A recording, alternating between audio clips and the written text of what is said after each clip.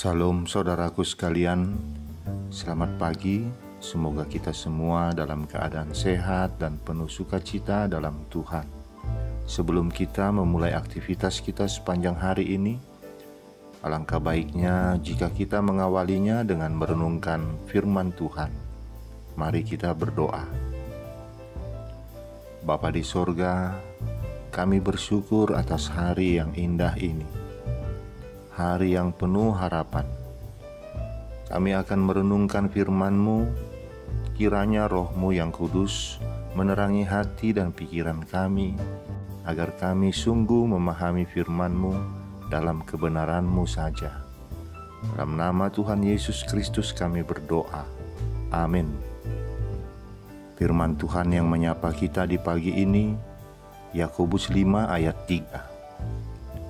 Emas dan perakmu sudah berkarat, dan karatnya akan menjadi kesaksian terhadap kamu, dan akan memakan dagingmu seperti api. Kamu telah mengumpulkan harta pada hari-hari yang sedang berakhir. Demikian firman Tuhan. Apakah menjadi orang kaya adalah sesuatu dosa di hadapan Tuhan? Tentu saja tidak. Ada banyak tokoh-tokoh dalam Alkitab yang kaya raya, seperti Abraham, Yakub, Yosua, dan lain-lain. Tidak ada yang salah dengan menjadi kaya. Yang salah adalah ketika hati kita terfokus pada kekayaan itu saja, dan bukan kepada Tuhan yang memberikan kekayaan itu.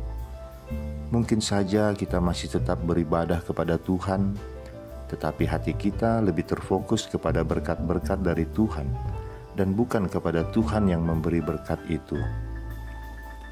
Perkataan Yakobus ini mengingatkan perkataan Yesus yang mengajarkan kita tentang mengumpulkan harta di sorga. Dalam Matius 6 ayat 20 dia berkata, "Tetapi kumpulkanlah bagimu harta di sorga. Di sorga ngengat dan karat tidak merusakkannya, dan pencuri tidak membongkar serta mencurinya." Saudaraku, Antonio Vieira Monteiro, Presiden Dewan Direktur Bank Portugal, telah meninggal dunia tahun yang lalu karena COVID-19 sepulangnya dari Italia. Yang menjadi perhatian bukanlah kematiannya, tetapi justru tulisan putrinya di media sosial yang menjadi viral. Putrinya menuliskan, "Kami keluarga kaya raya, tapi papaku meninggal seorang diri. Sulit bernapas seperti tercekik karena mencari sesuatu yang gratis." Bagi sebagian orang, tulisan putrinya itu dianggap sekedar keluhan seorang anak yang sedang kalut ditinggal mati ayahnya. Tapi sesungguhnya ini merupakan sebuah pesan yang berharga.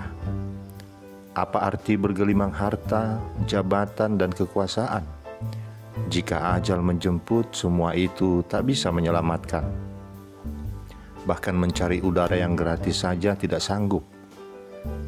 Semua harta kekayaannya ditinggalkan begitu saja. Saudaraku, tak peduli berapa banyak uang yang kita tabung, tak peduli berapa banyak harta benda yang kita kumpulkan, pada akhirnya semua itu tidak berarti sama sekali dibandingkan dengan kekekalan.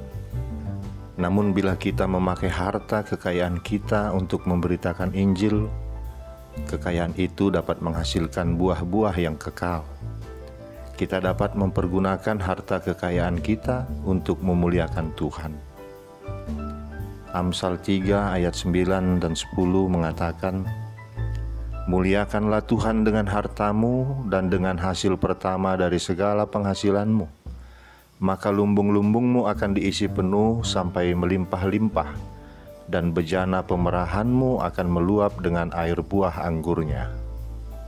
Oleh karena itu, jika Tuhan memberkati kita sehingga kita menjadi orang yang kaya dan berhasil, kita juga perlu menempatkan kekayaan kita itu dalam kerajaan surga, sehingga hati kita pun tetap terfokus kepada hal-hal yang surgawi dan bukan hanya hal-hal duniawi. Jadilah orang kaya di dunia dan juga orang kaya di surga. Muliakanlah Tuhan dengan harta dan kekayaan kita. Amin. Mari kita berdoa.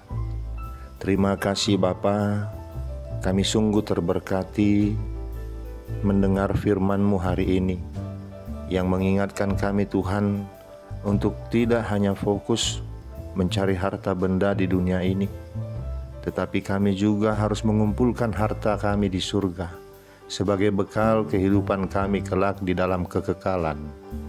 Tanamkanlah dalam hati kami hati yang selalu bersyukur atas apa yang telah Engkau anugerahkan bagi kehidupan kami, agar kami sungguh merasakan kebahagiaan di dunia ini.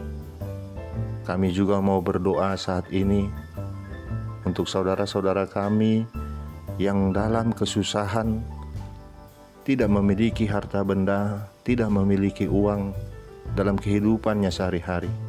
Beri mereka kesehatan, beri mereka kekuatan Tuhan, terlebih sukacita surgawi, agar mereka menjalani hari-hari mereka selalu dengan ucapan syukur.